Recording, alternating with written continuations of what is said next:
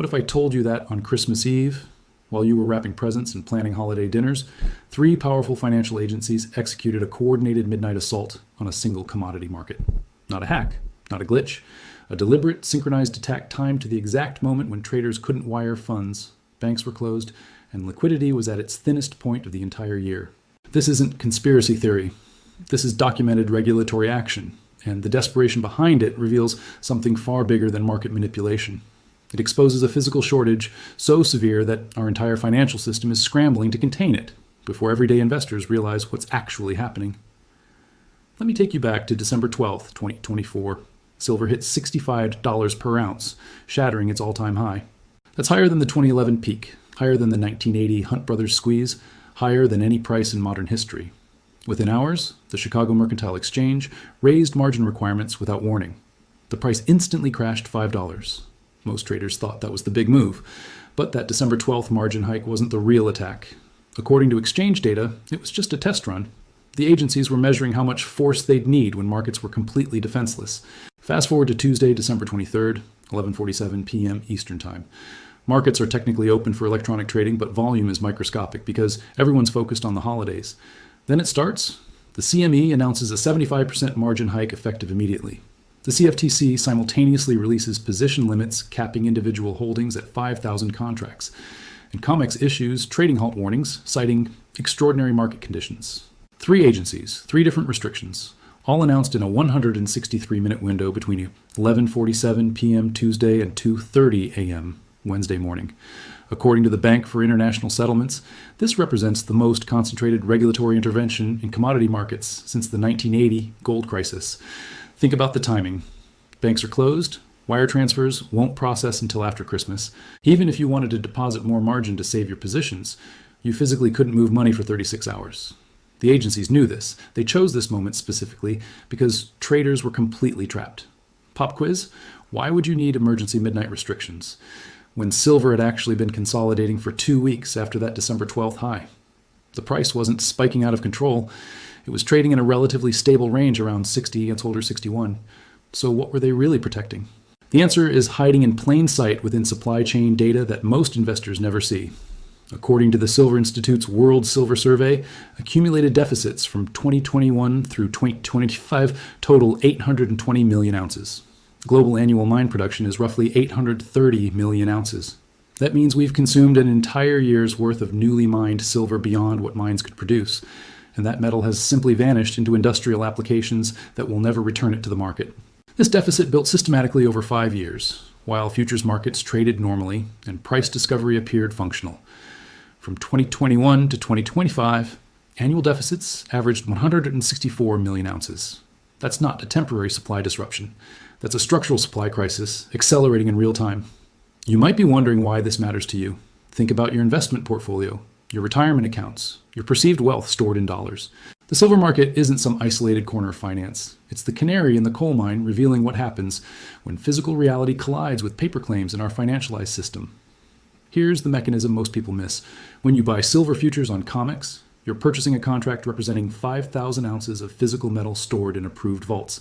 According to COMEX vault reports, registered silver inventory currently sits at approximately 73 million ounces. Now compare that to the 820 million ounce cumulative deficit. There are paper claims circulating in the market representing metal that left the vaults years ago and will never come back. Industrial users aren't speculating. Solar panel manufacturers aren't buying silver futures hoping to flip them for profit. They're buying physical metal, taking delivery, and permanently removing it from the supply chain by embedding it in photovoltaic cells that'll sit on rooftops for 25 years. The same goes for electronics manufacturers, medical device companies, and the massive data center build-out for artificial intelligence infrastructure. Every single day, industrial demand pulls approximately 2.4 million ounces out of available supply. The agencies that launched the Christmas Eve attack understand this math better than anyone. By early December 2024, COMEX futures were trading at a $1 premium over London spot prices. In normal markets, that spread is typically just a few cents. A dollar premium means physical buyers are so desperate for metal that they'll pay significantly more to get guaranteed delivery on the futures exchange. The December 12th margin hike was their first attempt to suppress this reality. It worked for exactly 12 days. By December 23rd, silver was climbing again because the physical deficit doesn't care about margin rules. Industrial buyers need metal regardless of trading restrictions. Solar manufacturers have production schedules. Electronics companies have delivery contracts. The physical demand isn't going away. So the agencies escalated to the midnight Christmas Eve assault, implementing the harshest combination of restrictions in modern commodity market history, all deployed simultaneously when market participants had zero ability to respond. This wasn't regulation. This was desperation disguised as market supervision. What makes this particularly revealing is what they cannot do. They cannot margin hike more physical metal into existence. They cannot impose position limits that force solar manufacturers to use less silver. They cannot halt trading on the physical supply deficit that's been building for 5 consecutive years. Every restriction they implement is fighting the symptom while the underlying disease accelerates. The entire derivatives market operates on the assumption that paper claims and physical assets maintain a stable relationship. But what happens when the physical metal required to settle those contracts doesn't exist in sufficient quantities? What happens when industrial users show up demanding delivery and the vaults don't have the metal to give them? The midnight Christmas Eve restrictions are our financial system's admission that we've reached that breaking point. The 820 million ounce deficit isn't a future problem anymore. It's a present tense crisis that required emergency intervention during the least liquid trading window of the entire year, because waiting even a few more days risked complete price discovery failure. That $5 crash on December 12th, that was regulators testing their tools. The Christmas Eve assault, that was regulators deploying everything they have, because the situation is far more urgent than anyone in our country realizes. And here's what should concern every American watching their savings and investments. If they are this desperate to control silver prices now, what does that tell you about the deficit trajectory moving forward? The numbers don't lie, and they're painting a picture that makes the midnight Christmas Eve restrictions look less like regulatory overreach and more like a system desperately trying to buy time. According to the Silver Institute's latest World Silver Survey, global silver demand in 2024 reached 1.3 billion ounces, while total supply managed only 1.0 billion ounces. That's a 282 million ounce deficit in a single year, and it's accelerating. But here's what makes this crisis fundamentally different from typical commodity shortages. You can't just drill more wells when oil gets expensive. You can't plant extra crops when wheat prices spike. But at least those supply responses are theoretically possible. With silver, 70% of production comes as a byproduct of mining copper, zinc, and lead. Think about what that means. A copper mining company in Chile is going to expand operations because silver hits 65 an ounce. They're making decisions based on copper demand, copper prices, and copper market fundamentals. Even if silver tripled to $180 per ounce tomorrow, the vast majority of miners couldn't meaningfully increase silver output because they're not silver miners. They're copper miners who happen to extract silver as a secondary product during refining. The World Bureau of Metal Statistics confirms that primary silver mines account for less than 30% of global production, and those operations are already running near maximum capacity. There's no supply cavalry coming to rescue this market. Let me show you where the demand explosion is really coming from. Solar panels consumed 232 million ounces of silver in 2024, according to data from the International Energy Agency. To put that in perspective, solar used just 60 million ounces back in 2015. We're talking about a nearly fourfold increase in less than a decade, and the trajectory isn't slowing down. China alone installed 216 gigawatts of solar capacity in 2024, and each gigawatt of solar panels requires approximately 50,000 ounces of silver for the photovoltaic cells and electrical connections. The solar industry isn't slowing down because governments around the world have committed to net zero carbon targets.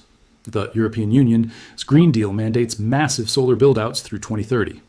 The United States Inflation Reduction Act is subsidizing solar installations across residential, commercial, and utility-scale projects. India just announced plans to triple its solar capacity by 2027. Every single one of those panels permanently removes silver from the supply chain. Once that metal is embedded in a photovoltaic cell on a factory roof in Germany or a solar farm in Arizona, it's gone for 25 to 30 years. But solar is just one piece of the industrial demand puzzle. Data centers are consuming silver at rates that didn't even exist 5 years ago. According to engineering specifications from major cloud providers, each hyperscale data center facility requires 20 to 30 pounds of silver per server rack for thermal management, electrical connections, and high-frequency circuit boards. Microsoft, Amazon Web Services, Google Cloud, and other providers have more than 100 new hyperscale facilities planned for deployment in 2025 and 2026 to support artificial intelligence workloads. Think about what's driving this data center boom. ChatGPT didn't exist 2 years ago. Now millions of people use AI tools daily, and each query requires massive computational resources. Training a single large language model can consume the equivalent computing power of a small city, and all of that infrastructure runs on silver-intensive components. The semiconductor industry reports that AI-optimized chips use 15 to 20% more silver than traditional processors because they require superior thermal conductivity to prevent overheating under intense computational loads. Electric vehicles are adding another layer of structural demand. The International Council on Clean Transportation reports that each EV requires approximately 1 ounce of silver compared to 0.5 ounces in traditional vehicles because of the extensive electrical systems, battery management circuits, and charging infrastructure. Global EV production reached 14 million units in 2024, and industry forecasts project 18 million units for 2025. That is an incremental 9 million ounces of annual demand just from transportation electrification. And that number climbs every single year as more countries mandate the phase-out of internal combustion engines. Medical applications are consuming record amounts of silver for antimicrobial coatings in hospital equipment, wound dressings, and surgical instruments. 5G infrastructure rollouts require silver for antenna arrays and base station components. Consumer electronics from smartphones to smart home devices all rely on silver for switches, contacts, and circuit boards. Every sector of modern technology depends on silver's unique properties. And none of these applications have viable substitutes that match silver's combination of electrical conductivity, thermal management, and reliability. Now let's talk about what's happening in the physical market where theory meets reality. COMEX futures trading at a $1 premium over London spot prices in December 2024 is unprecedented. To understand why this matters, you need to know how commodity markets normally work. Futures prices typically trade very close to spot prices with small variations for storage costs and interest rates. A $1 premium means the paper market is screaming that physical delivery is becoming scarce. Industrial buyers who need guaranteed metal are willing to pay significantly more on COMEX because they're terrified they won't be able to source material in the physical market. That fear is completely rational when you look at what's happening in London. The London Bullion Market Association reports vault holdings dropped to 827 million ounces in late 2024, approaching the lowest levels since detailed record